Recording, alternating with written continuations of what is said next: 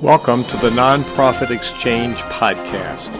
Stories by leaders for leaders to help you raise the bar on your own excellence, to release the potential inside of you. Now, here's today's podcast. Greetings. This is Hugh Ballou. Welcome to this version of the Nonprofit Exchange. We talk to leaders worldwide about their particular perspective of leadership, their expertise, and to share from their perspective, from their seat that they've led from for so many years. My guest today is Will Willimon. It's Dr. Reverend Will Willimon, and we're sitting in Durham, North Carolina, at the Duke Divinity School, where Will will tell you a little bit about what he does here. But he and I got connected a number of years ago when he came to North Alabama, and I was serving a Methodist church, and he came to North Alabama as a bishop. And we first got connected there, and I've been extremely impressed with his work, his writing, and we've interfaced a few times, and you've even spoken at one of my events and Sure. down the road in Greensboro. So welcome. Thank you. Welcome, Hugh. Will. I can't say that to the nonprofit. Yes. Yeah, thank you. It's like when we go somewhere and I say, I'm Hugh Ballou, Will Willimon, people say, what is that? Yeah, yeah. Wait a minute. Yeah. Too many rhyming things. But tell us about yourself, your background, and why are you here at the Duke Divinity School? You know, I'm a Methodist preacher from South Carolina, and as a young preacher, I was summoned by Duke Divinity School, came up here, and joined the faculty back in the 70s to teach worship. Didn't like teaching full time, so I went back in the parish in South Carolina, and then was again Duke called me to the pulpit of Duke Chapel, and I was there 20 years. Was sort of my first experience, a ministry that large, a budget that large, a staff that large. From there, I was elected a Methodist bishop. After being bishop for 8 years, I was invited back to Duke. And I now teach courses I teach some preaching classes, mission class, also though teach ordained leadership, a class for the MDiv, and for the Doctor of Ministry, teach a leadership class. So in these latter years, I found myself really moving more into leadership. In fact, in my mind, I sort of think every class I teach here at Duke Divinity School is a leadership class, because I think leadership, one of the things that's utterly necessary for ordained clergy to be leaders. But often that's something they say they don't get in divinity school. And often it's always right up the top of a clergy list of skills they wish they had more of. That's amazing. That's amazing. So as people go into this meaningful work in ministry, first off, it's very difficult work. It's very challenging work. Let's go back a minute. We talk about leadership. I want you to define leadership, but I also want to ask you about, what do you think, from interviewing pastors that have been in churches for a while, what do they think they wish they had known before they started? So define leadership, and then what do you think you're hearing from preachers that have been out there that they wish they have gotten from, like, this class you're teaching? You know, I hear pastors complain about administration. Everything comes around that, that consumes too much of their time. They don't enjoy doing it. They've had no training in how to administer well. I know that larger church pastors, whenever you're together, the talk always gets to staff problems, problematic people on the staff, hiring people, holding people accountable, all those things you got to do in supervision. I think few pastors come into the ministry saying, God is calling me to administer a church. And yet that is the work that you find yourself in. Another problem is, I know when I went into ministry, my vision of myself was I'll be in a small, probably rural congregation in South Carolina. I hope I'll have a part-time secretary. That would be wonderful. But then you wake up one day and suddenly, like I did at Duke Chapel, I had 30 human beings that I was supposed to be supervising and orchestrating and coordinating and leading. And that was when I reached out and tried to get better leadership administrative skills. Probably should have reached out sooner. So I hear about administration, and then I hear pastors complaining about conflicted congregations, about congregations that don't seem to respect their authority and leadership. This whole complex of things that leaders, managers, administrators have to do. So I hear a lot of that. You mentioned that, being a pastoral leader is hard. I agree. However, there are times, I think, when pastors get together and complain, whine about administrative leadership difficulties, thinking this is what everybody faces who works with human beings that have some task assigned to them, some mission that they're engaged in. And maybe the surprising thing is that there are pastors who are surprised this is the work. So this is the work. It's with people. Years ago, I interviewed you for an article I was doing for Creator Magazine on the topic of conflict. And we were talking about particularly how pastors do or don't approach conflict. And one of the statements you had said that typically pastors want to move away from conflict. Now, one of the people I interviewed on the podcast was a woman named Roberta Gilbert. Dr. Gilbert's a psychiatrist. Mm-hmm. She was a colleague of Mary Bowen. I don't know if you are aware. I know Bowen theory, yeah. So yeah. I've been 9 years studying. Yeah. And she was on this series of podcasts. And what she helped me realize is that we move toward conflict, remaining calm, stick to the facts. So instead of repelling, moving toward that. Yeah. So I found that Bowen Systems is a way to know self. And so it helped me to reframe some of my leadership. But conflict is one of the things that exists in any human system like Bowen talks about. And part of what that theory helped me do is what he calls differentiation of self. What are our principles? And so that's a really foundational piece for leadership, is defining self. Agreed. and pastors' self-knowledge, I think, is a never-ending task.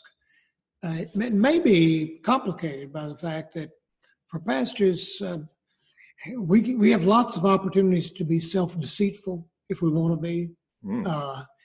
One, I think people aid us in our self-deceit as they say to us, you're just so loving and caring, and we've never had a pastor like you, and, pushing all those buttons, and then you start to believe that. There's a sort of halo effect. I was in a church recently that has severe problems with decline. I think has severe problems with their staff being unable to step up to problems. One of the first things the pastor said is, we have a wonderful staff here. I just feel so privileged to be working with them. And I'm thinking, now from one angle, that sounds charitable, and you seem to be a charitable person, and you're thinking positively about these people. From another angle, though, let's be honest, you don't want to do the work that would be required by being truthful. That you've hired some of the wrong people, you got to have some painful conversations, you need to make some moves. So rather than do that work, you're just going to say, oh, we have a wonderful staff, and we're all Christians, and we're all... So I love that self-knowledge. And in fact, for instance, in a leadership class I teach here at the Divinity School, 2/3 of the class always admits I have a problem with conflict. In fact, many in the class say one of the appeals for Christian ministry was I thought maybe I could do this without hurting people. In business, you have to fire people. It said, I know it sounds ridiculous as you know the church. And I try to say, I think it's very important to own that. I'd put on that list too with clergy. I think we clergy think of ourselves as powerless people. Mm-hmm. We look at our paycheck and say, we don't have much influence and power. They'd be paying me more. It's easy for us to say when there's a problem of a staff person in the church, we say, this is for the personnel committee. They deal with this. I'm the pastor. I don't deal with that. I think that can be very dangerous. I know one of my jobs as a bishop was to discipline errant clergy who had moral lapses. And invariably the image was, I'm just a loving, caring pastor. I couldn't hurt anybody.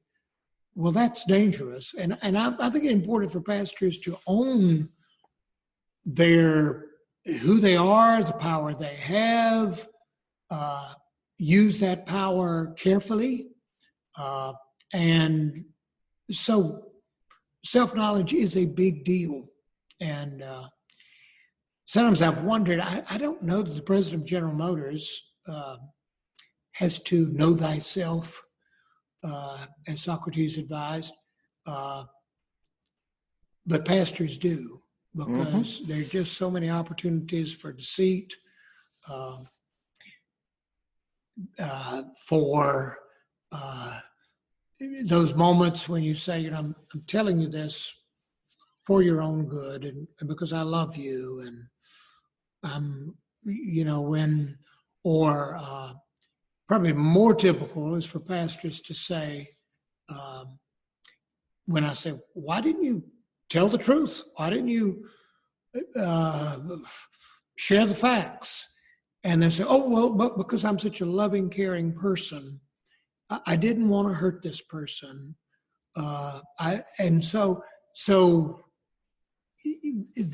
We have many resources, we pastors, for deceiving ourselves about our real motives. So along that channel, I find that the really best leaders have an advisor, a confidential advisor, a coach, a mentor, somebody that helps them discover their blind spots, because they're called blind spots for a good reason. Yeah. And that would be one of them. Somebody, it's accountability partner. Yeah. And good advice. I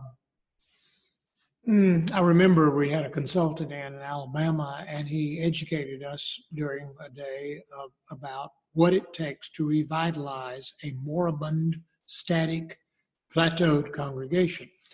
You got to do this, you got to do this, you got to do this.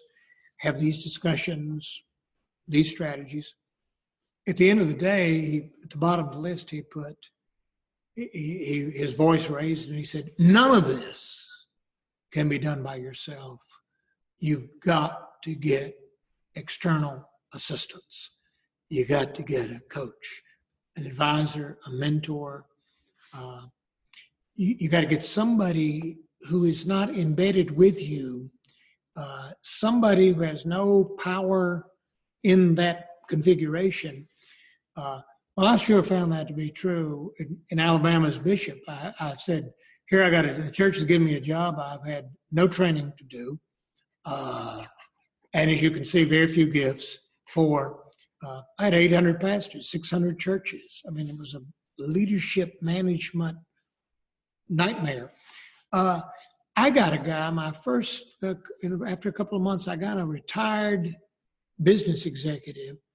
I said, Bill, what'd you make your last year at the life insurance company? And he said, well, about $400,000. I said, well, I'm prepared to offer you $20,000 to work with me and to be my coach, to be my advisor. And he said, oh, well, and I said, God wants you to do this. God has told me to tell you to do this. And you wouldn't want to disappoint the Lord, would you?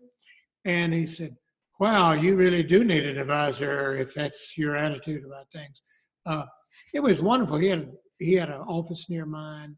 Bill went with me to meetings, and he sat at the back of the room, usually, took notes. And then we would have an evaluation after the meeting. And he would say things to me like, well, once again, you talked about a third of the time you were talking and 2/3 of the time they were talking. Or he would say things to me like, you're asking less questions than you did when we first started. I think you got to discipline yourself to ask more questions and make fewer declarative statements. Your questions are not as good as they were in the early days. I'm afraid you're falling into the trap of thinking you know what's going on now. No, you don't, because that's a moving target. People are being deceptive, and they don't even know they're being deceptive. So it was wonderful. And the trouble with like being a bishop is it is really hard to find anybody who will tell you the truth, except generally your most severe critics, whom you can't stand because they're so critical. But Bill was wonderful. And so now, when any pastor says to me things like, oh, I've got this church, and I tried this and that didn't work, and then the other night we had this discussion, and I said, wait, let me stop you right there. I know where I'm going with this. I'm going to recommend you get a coach, you get some help. So let me just stop you right there and talk about the help, because I'm just not sure pastors can do much of anything without somebody coming in from the outside and making the work as difficult as Jesus means it to be. And I mean, I use that phrase a lot, that, if the work assigned to us was simply to be a loving, caring group of people.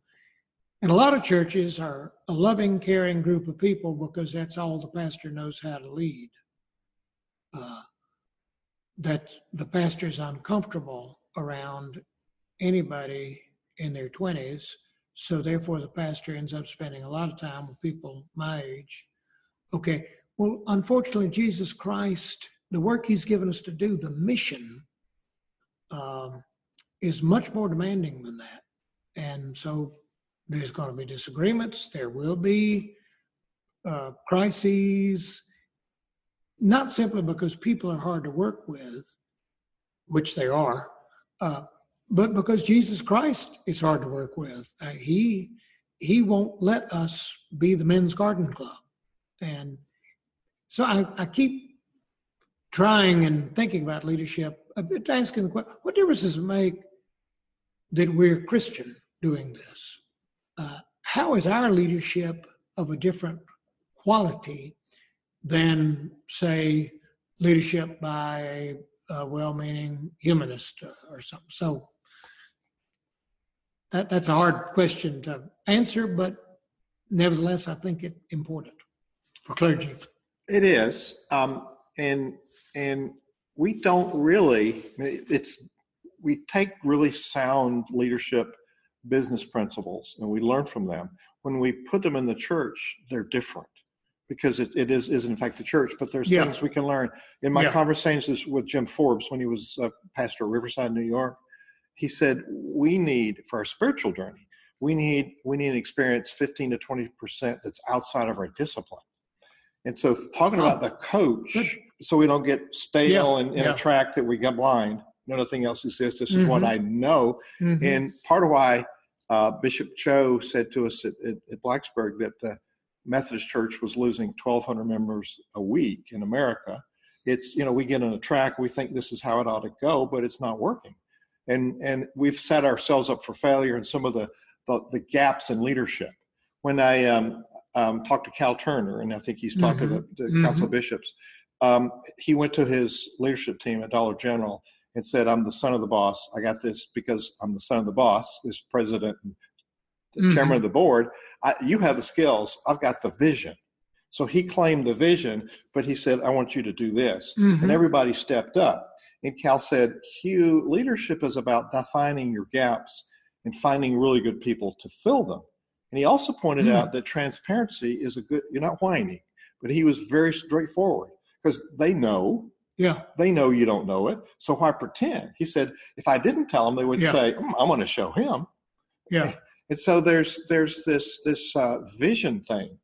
And when I worked with Dick Wills, and when he was bishop in Mid Tennessee, we're talking about the cabinet retreat when I was leading it, and I was talking about the vision for that. And he said, well, the cabinet's it's not going to develop the vision. I didn't see anywhere in the Bible where God gave a vision to a committee. Here's the vision. And so that's the vision piece. And I don't think the Great Commandment is your mission. That's a commandment. That's a commission. That's not a choice. Paul Borden said that when you brought him in to talk about North Alabama. That's a choice. That's not a choice. So what is it that God has called this church or this organization? We're talking about leadership in the church. There's some unique differences, but there's some global differences for anybody leading any organization. And a lot of what you're talking about, corporate leaders have trouble with too. But talk about the pastor. Sometimes we err. There's, back to Bowen systems, there's this pseudo self and basic self.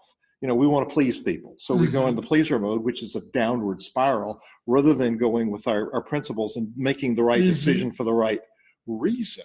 So not pulling people in and saying, this is not how we do things. It's a pleaser personality. And you did say to me in that interview a while back that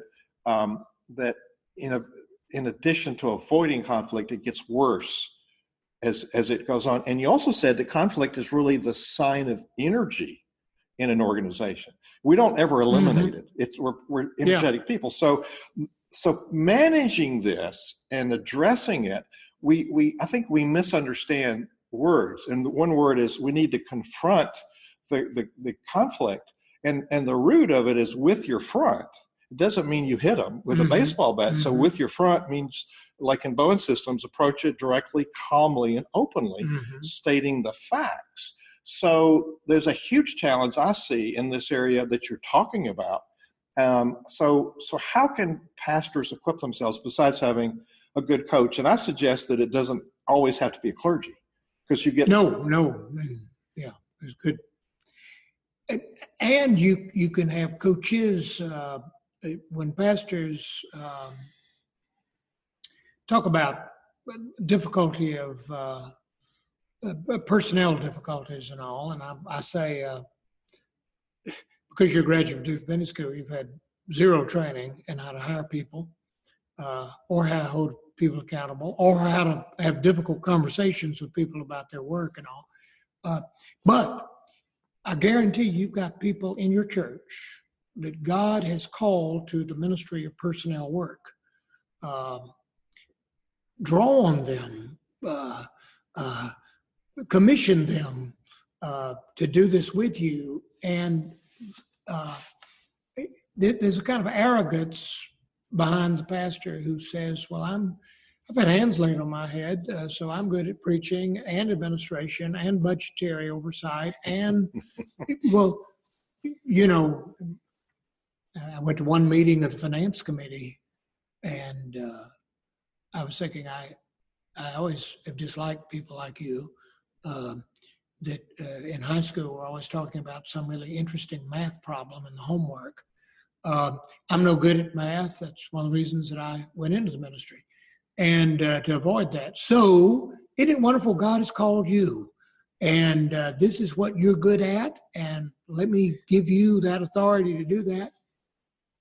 So there are many, I will, as you were talking, you talked about good business principles and are different in the church. That is so true. However, I don't want to let us clergy off the hook by saying a frequent way of, it's either arrogance or evasiveness, but to say, well, no, wait, remember now, the church is not a business. And a lot of times that's just a cop-out for saying, I am so arrogant, I'm not going to submit to instruction, I'm not going to learn. You were talking about conflict. You can get better at managing conflict. There are certain things you can learn. First you do this, then you do this, then you do this. You develop an attitude which doesn't say, oh gosh, this conflict, I've done something wrong, but to say, there's some heat being generated here. I can feel it. Maybe I'm doing something right.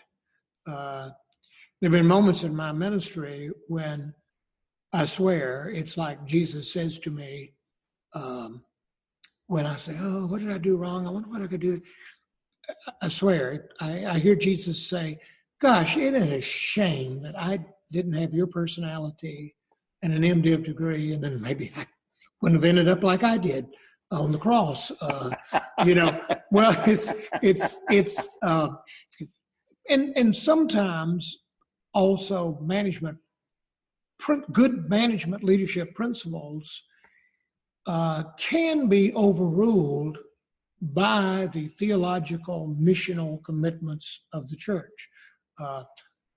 I remember when I was wading into the immigration fight in Alabama, taking on that little Jeff Sessions, my management coach said, really at this time, I just kind of hate to see you get into this. And I said, well, my clergy, the better clergy, are asking me to get into this with them and all. And he said, hey, this is one of those moments when I realize that this is more than about good management coaching. Yeah. This is about the gospel of Jesus Christ. And I guarantee you're going to do this because I know you. And he said, this is where I realize I'm not ordained. I'm not clergy. You think at your best, you think like clergy. And he said, so I just want to say now, as you go into this, know that you're going to go miss some casualties and you're going to take some hits and you're going to expend some of your capital. But it sounds like you think this is exactly kind of, so part of being clergy is applying theological and knowing. In the class I was just teaching, I had Douglas Campbell, who's our great Pauline scholar, New Testament scholar here. And he was talking about Paul's conflict at Corinth and all. And he was talking about Corinth served a multicultural, diverse church. And he said, and boy, it's all blowing up in his face in Corinth. And you got people with pagan values and pagan ethics. And then you've got Jewish Christians and you got Gentile Christians, and they're fighting it out with each other over who's a real Christian.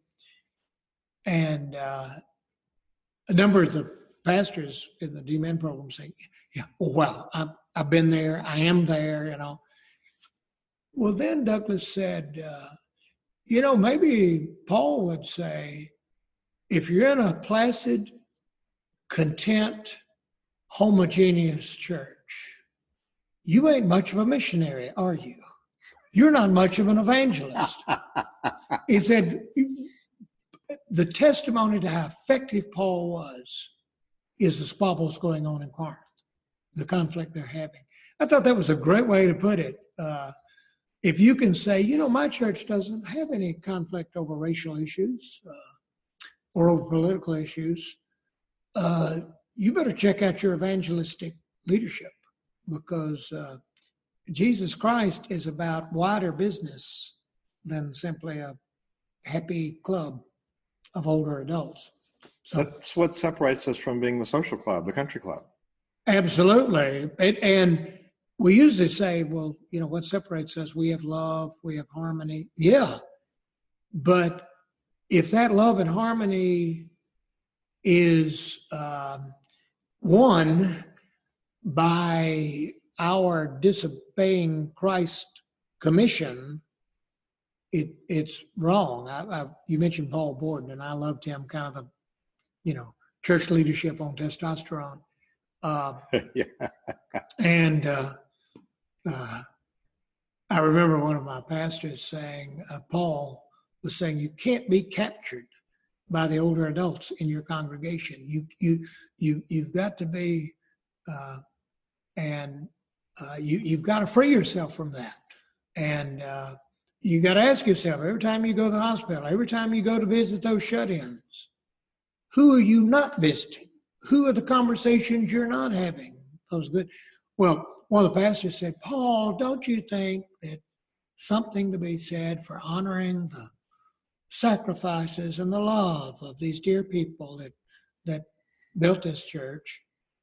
And Paul said, no, the church doesn't exist to honor any human being. The church exists to honor Jesus Christ. And then Paul, waxing to the thing, he says, hey, some of you should have gone into nursing. There you can empty bedpans, do nice things for people. He said, this is better than that. You're a preacher of the Word of God. And I don't know how the group receives that, but I was thinking, wow, it's good to be. And sometimes we have to be reminded, God has called me for more even than an efficient, well-run organization. And I'm not trying to dismiss leadership, management, incompetence, but just saying I think for me, preaching was the thing that kept calling me back to say, I am not simply aspiring to be a manager of an efficient volunteer organization. I'm a spokesperson for God. I'm the one that says, okay, people, we're gathered again before the scriptures. How are we being challenged? Well, our duty and delight is to do meaningful work and to challenge people. I'm thinking of Reinhold Niebuhr, comfort the afflicted and afflict the comfortable. Yeah. Quoting Reinhold Niebuhr reminds me of a book that I still love is that Leaves of a Notebook of a Tame Cynic. But in there, to me, is that something that has challenged me throughout my ministry, where Niebuhr said, before I became a pastor, I thought there were so many boring and tame sermons because preachers were cowards, and these people are paying the salary, and you got to be careful how you say things. But he said, now that I've become a pastor, I've realized the source, and I'm paraphrasing, but the source of bad preaching is love. You start to love these people. You're with them. You get a front row seat on their misery. And the last thing you want to do in a sermon is make them more miserable. And so that's why there's so many boring and tame sermons. And he said, and that's why the prophets of Israel were all itinerants and they kept on the move. Not sure Niebuhr was right in his characterization of the prophets of Israel on that. But I found that so challenging that many of the really unfaithful things pastors do and lead, they blame it on love. I'm not telling this congregation the truth about their future, the fact that they have no future or very little future, because I love them. They're some of the sweetest people. So while I love that it complexifies leadership in Jesus' name, and it also says to me now, be honest here, that you've noted that when you tell people painful truths, what do? They come back at you and they start telling you painful truths. Well, then where would we be? Well, we might be something on the way to being the body of Christ, where the church says we're not only loving and caring and friendly, we're also truthful to a degree that you can't get without the Holy Spirit working in you. And we're not also truthful in how we interpret the Bible. Paul Barden challenged the Great Commission is not your mission. That's not a choice. It's a commission. Yeah. When I read Richard Rohr or Bishop John Spong, they talk about how we hijack Scripture for our own purposes, and we do as leaders. So we misinterpret that. So that's a built-in liability. You spoke about power earlier, and I want to ask about that a minute. I find a lot of leaders are unaware of the power differential. Now, the pastor is an influencer of power, whether they know it or not. And so we get in trouble with relationships, we get in trouble with money, we get in trouble with authority, because we're not aware that we have a position of power that goes with what we do. In my church in Atlanta that I served, this session, which was the ruling body of the Presbyterian Church, was 70 corporate executives who abdicated their authority to the pastor, which is not in the book of order. Yeah. You know, he's got one vote. The ruling elder and the teaching elder, they get equal votes. But they abdicated because he was the CEO. But it was that power position, but they gave into it. They didn't know how to be the board. But he got things done. And as you know, he died at 63 because he really wore out his body. He worked hard and he grew that church, and it was a great delight to know him. And I learned a lot. I do find that typically clergy especially are unaware that they do have this position of power, and what they say has a lot more weight. So how does that get us in trouble? Yeah, and I think it's, as I said, it's dangerous to not. It's also so important to kind of own your power and use it responsibly. You know, we give policemen guns, but then we really expect them to be very, very careful in using the firearm. Well, I think when I'm ordained, like in the United Methodist Church, the bishop says, take thou authority to preach the word. Take thou authority to administer the sacraments.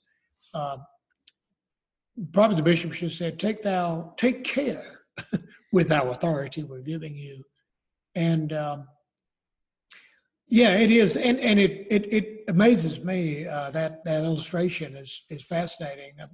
I have been on boards of colleges and all where you've got these powerful executive types on the board, but it's like they walk into a church meeting and they turn off their brains and they become these docile, smiling people. And some of them will say, well, it's the church and, it's not like a business and all. I said, well, I think it should be more like a business. I said, by the way, I guarantee your business, for any of its ethical failings, would never do anything this unethical that's going on right now in the treatment of staff or whatever. Come on, be an executive. You use your power. And I watched a little college just about go down the drain because of a board sitting there saying, well, he is the president and he has his PhD, and I just have my BA degree, so what do I know? And tolerate behavior they would have never had tolerated in their bank or whatever. Again, but I agree. Power, knowledge of power, clergy moral abuse. I remember the dean of medical school one time told me, he said, the purpose of medical education, morally speaking, is to produce people who can be alone with naked people and not take advantage of them. Oh, my. And I said, well, now turn around. You see the Divinity School? We do that in 3 years for a lot less money than you charge to do that. But I thought it was a great, clergy are around naked people a lot, vulnerable people a lot. Yes. And so to take advantage of that vulnerability, I think is a heinous act that requires removal from ministry. We can never, you've violated the whole thing. And oftentimes when I've been involved in disciplining clergy, the self-image the clergy person has is, me? No, I'm just, she said she was lonely and her marriage was unhappy, and I'm in the business of loving. And so I just tried to love. And I said, that is your explanation for what occurred on your desk. Uh-huh. Well, that's horrible. And goodbye. And so that is a big issue. And it is, in the congregation, it is important to, and I do think one of the things we clergy have got to start being savvy about is power inequalities, power dynamics. Who are the powerless people in the congregation who are not being heard and are not speaking up? And I remember a pastor kind of turning around the congregation who a group came to him and said, we don't like this that you're doing and all. And he said, every one of you is over 65. You represent 70% of this congregation. And they said, we certainly do. Glad you've noticed that. And he said, I bet you represent 90% of the giving.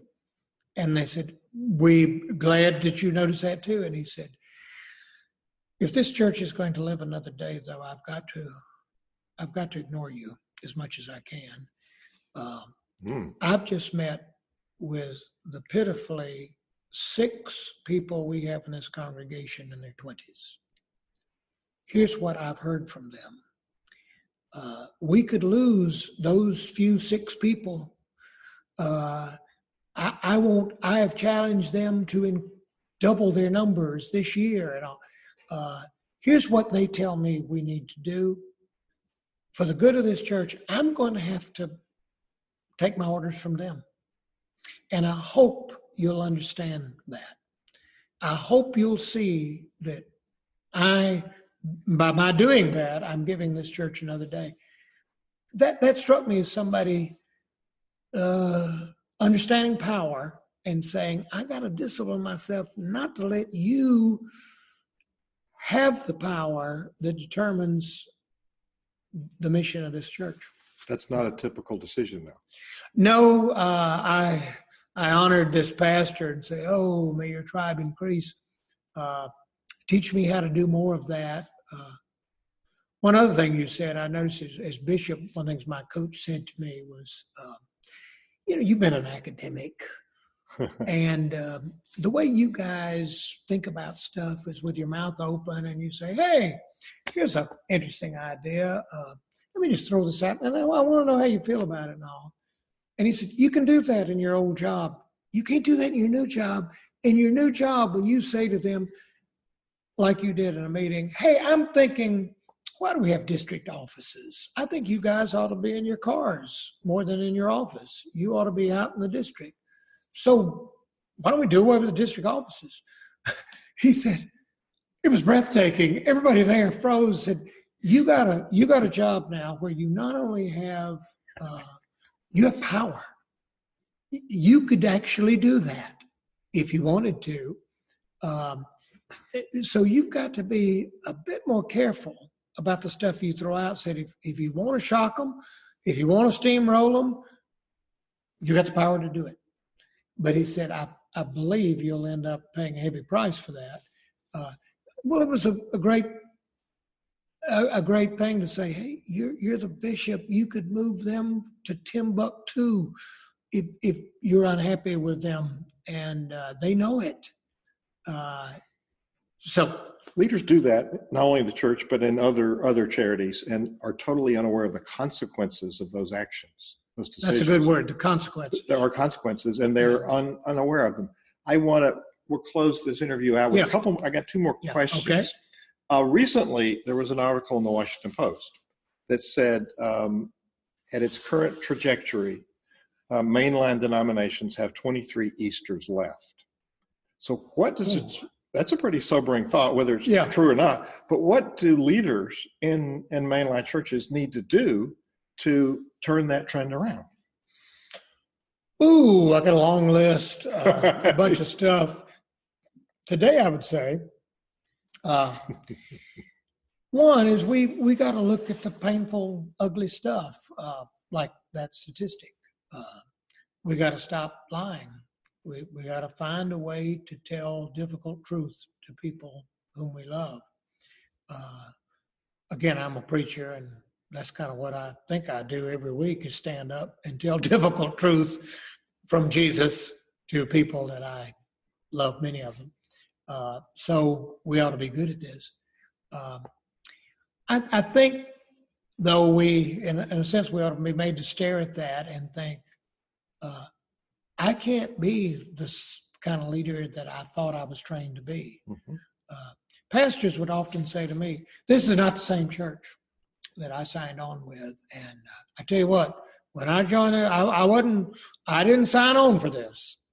Well, what a dumb statement. Of course, we serve a living God for one thing and not of the dead.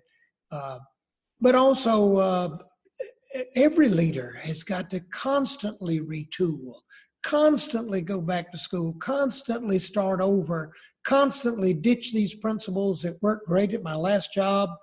They're inappropriate at this one. So get used to it. I start my ordained leadership class by saying to them now, I'm going to try to share with you what I think I've learned. And a lot of it I learned the hard way. And maybe it'll help you avoid some of the mistakes and all. And you're going to get tired of the pontificating and the stories about Alabama and everything. But you need to use that. You take that in. But about 50% of that is going to be wrong. You can't serve the same church I served. And you can't do what I did. And there are people in here in their 20s who don't know a lot about ministry, but you kind of know more than I do about the future. So that's your job in this class. And you take in what I got and you sort through it, but you also keep your eyes on the future, the things I said, the Lord is taking me out of this game. But he's sending you in. And so step up and take responsibility. That's the kind of move I think we got to make. And we will not have a future in mainline Protestantism unless we can do that. I must say I'm more impressed by local pastors in little out-of-the-way places that are finding a way to lead into the future. I'm kind of more impressed than I am about like seminaries and all. Hey there, it's Hugh Ballou. Wasn't that a great interview with Dr. William Willimon? We lost the last few seconds when I said thank you and goodbye because of a technical glitch, but you got all that great content. This session was sponsored by the United Methodist Cyber Campus, umcybercampus.com. That's CYBER campus.com. Go there and find the amazing programs. And if you're United Methodist clergy, it will qualify you for continuing education credit, like the program that Center Vision has on there. Thank you for listening to our podcast. Please share it with your contact list. Have a great one.